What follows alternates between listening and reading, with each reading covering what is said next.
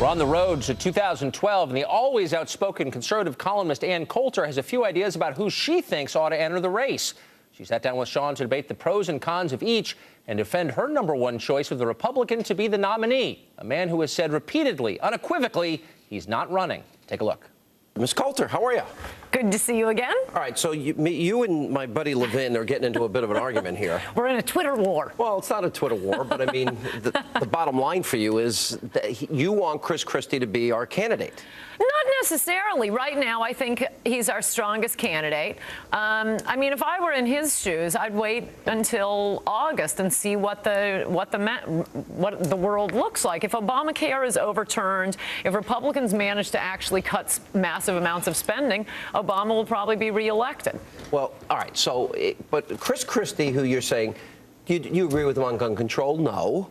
Do you agree with him on amnesty? No. Do you agree with him on, he was out there supporting Mike Castle? Do you support Mike Castle? He was campaigning for him over Christine O'Donnell. First of all, make the same arguments. These are the arguments that Levin is. I know. I am in a Twitter war with him. And my main argument with him is who else, point one. And as for those individual points, look, I agreed with Mark Levin on Christine O'Donnell versus Castle, but A, I understand that an elected Republican is going to support an elected Republican, and that's at least a close case. I mean, we knew it was a suicide run. We thought it would be fun. We didn't care we were losing Mike Castle. We knew we were never going to win the Senate anyway. I will totally defend us for saying, and the Tea Partiers, for going for Christine O'Donnell, but it's not an insane position to support the half-a-loaf Republican. I never thought I'd have you on this program and say conservatives are coming. First of all, when you showed up at CPAC and the whole issue at CPAC, GOP proud, and you're going to meet with them. Now, wait a minute. Yes, so, where I talked them out of gay marriage. So you'd support a presidential candidate that disagrees with you, Ann Coulter, on the right of the Second Amendment? I think well, for one thing, I think that's not actually completely true. I'll take those one by one. But first, let me say more globally about Can you say that again? Chris Christie. All right, go ahead. And that is, I'm just getting really tired of running Republicans for president where you watch them giving a speech or in a debate and your stomach is in a knot the whole time. This is a guy who is smart and can talk, and we haven't had that. You don't think Newt Gingrich could debate? You don't think Newt Gingrich against Barack Obama would win that debate? I would prefer, until we have the actual candidates running, not to attack the other candidates. I mean, as you and I were just saying. No, I'm not saying attack, but you acknowledge that Newt is a great debater. He would probably do well against Obama. I don't think I don't think he's Chris Christie in terms of forcefulness and getting his point across. I think Chris Christie is really a standout. So you think that Chris Christie that argues with the media is going to show up in a debate with Obama? I've seen the guy talk, and another thing is he is taking on the biggest issue of our time, the public sector unions. Some of these issues that, I mean, he is being lied about. Tim Pawlenty, Mitt Romney, Newt Gingrich, maybe Mitch Daniels. Who knows who else might get into the race? You know the names that are being bandied about. Is there nobody that you think emerges in your mind? Because I've interviewed Chris Christie 6 times. He's amazing. Chris Christie is not running for president. He could not be. No, but that's there was no equivocation here. He's not running. No, it's not relevant what they say until August or September. Then I will be interested. Right now, he's being the governor of New Jersey. I don't want to specifically go into the problems that I think there are with the candidates you mentioned, because I don't want to attack Republicans. I like Republicans. I like them all in the positions they're in right now. The one I will say in particular, because it just seems so crazy for an obvious reason. Every time I hear people talking about Sarah Palin running for president, I love Sarah Palin. I wrote the Conservative of the Year for Human Events, Ronald Reagan's favorite newspaper, on Sarah Palin when she was the vice presidential candidate. The only reason I inadvertently voted for McCain was because Sarah Palin was on the ticket.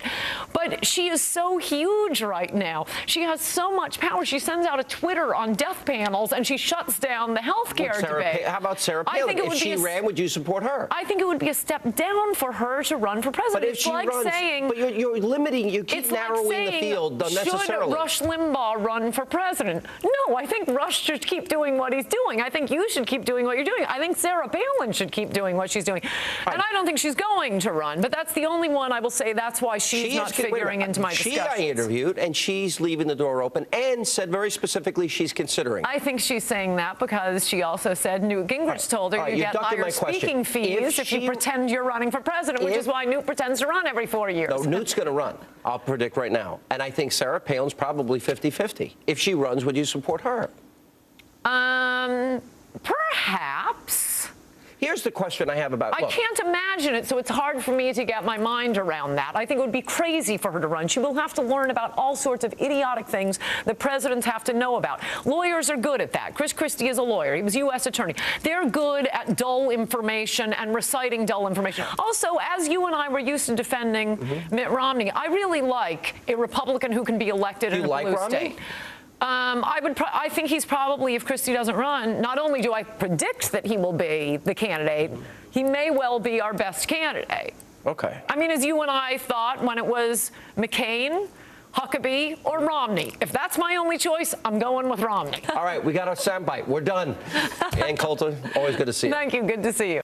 Don't change that dial. The great American panel coming up.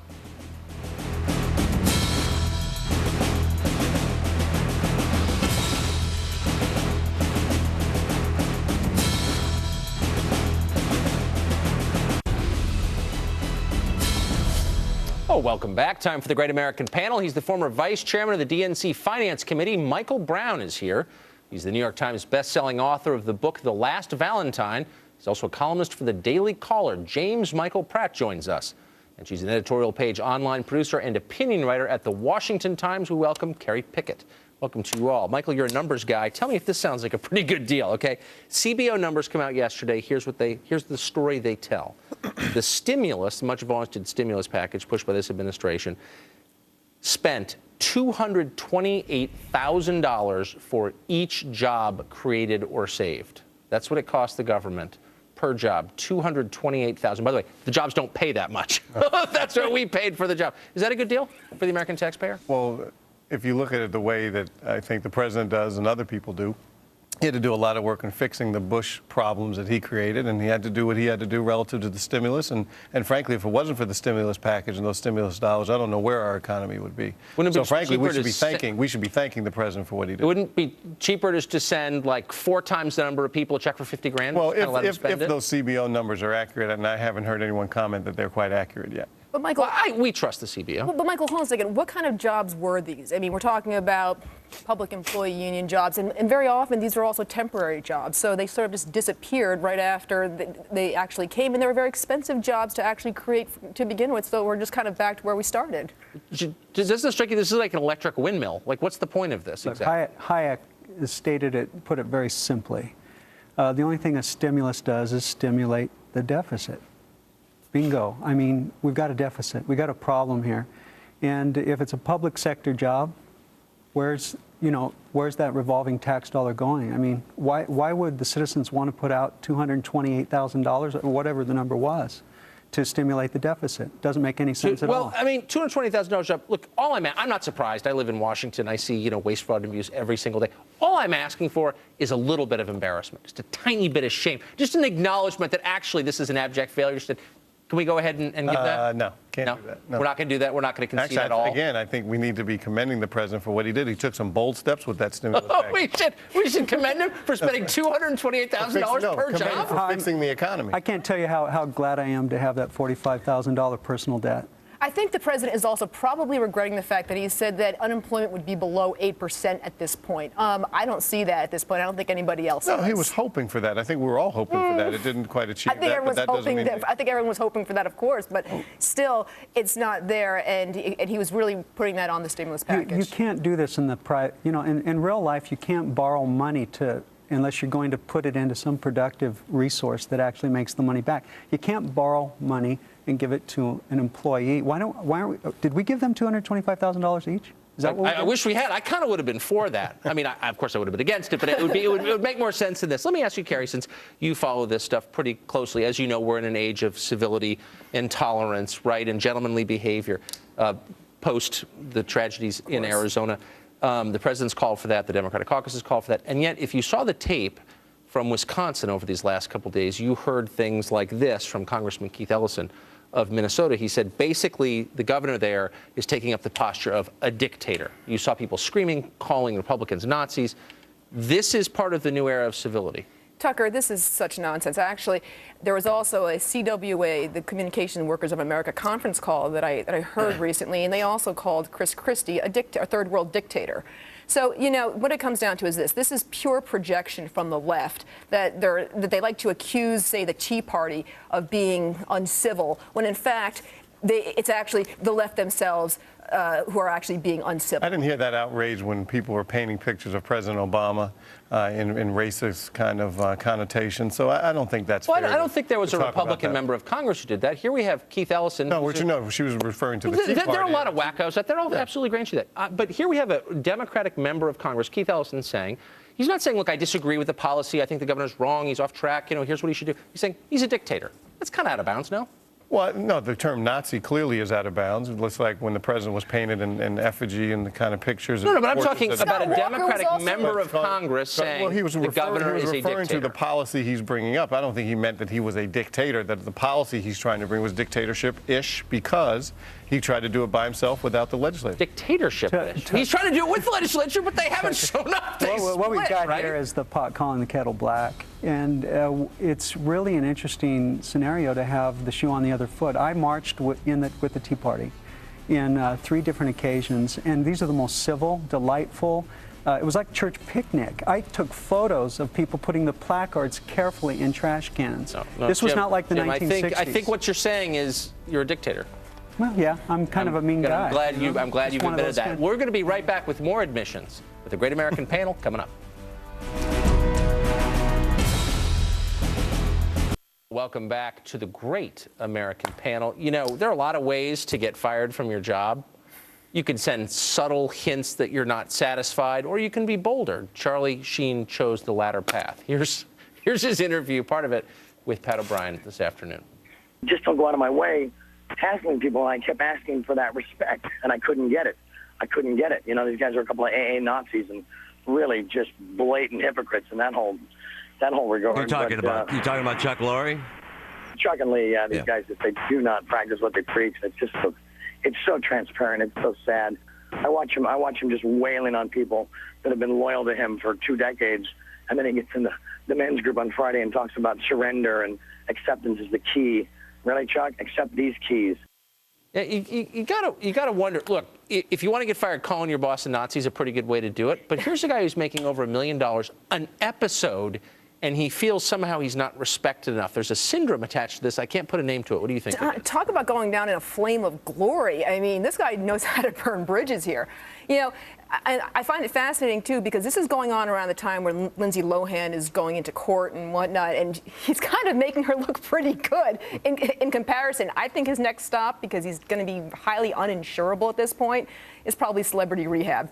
I would think these guys they're never good money managers either. I mean, no matter how much you're making per show, you tend to wind up broke.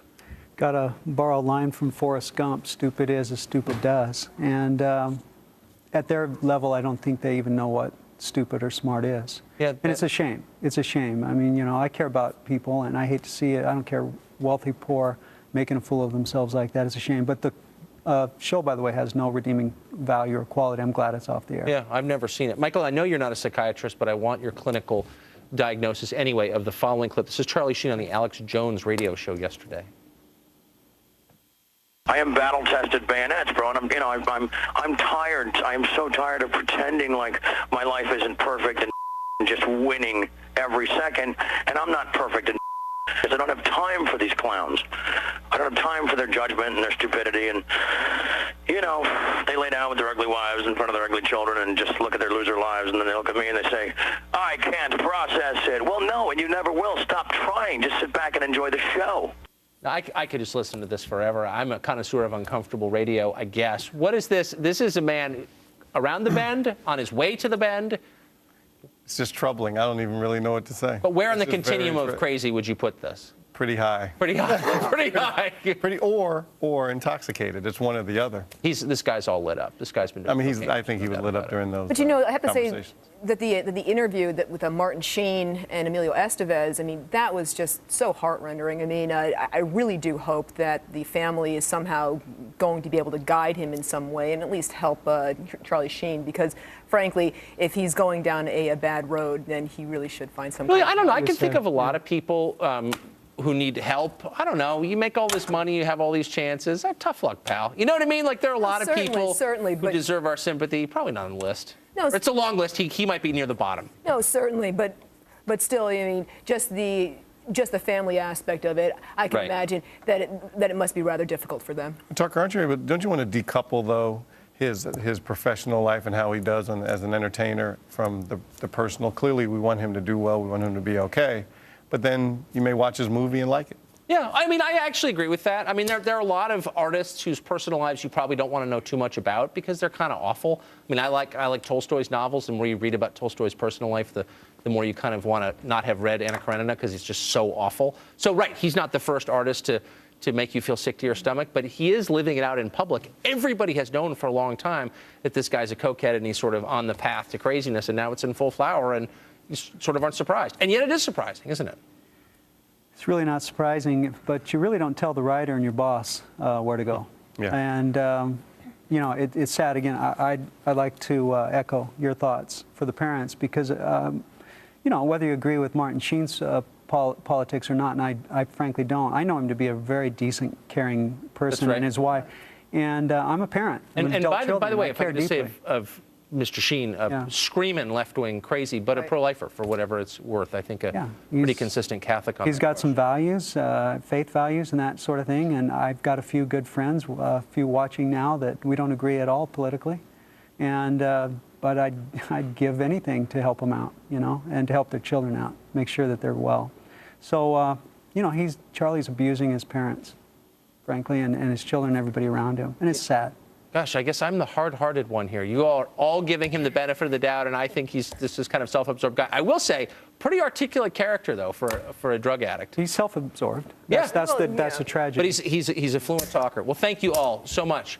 The Last Valentine, by the way, outstanding job. Thank you. Thank you. Author of, sitting right here at the table. Thank you all very much, Carrie, Jim, Michael. We appreciate it. That's all the time we have left tonight. Thanks a lot for being with us, and of course, have a great weekend.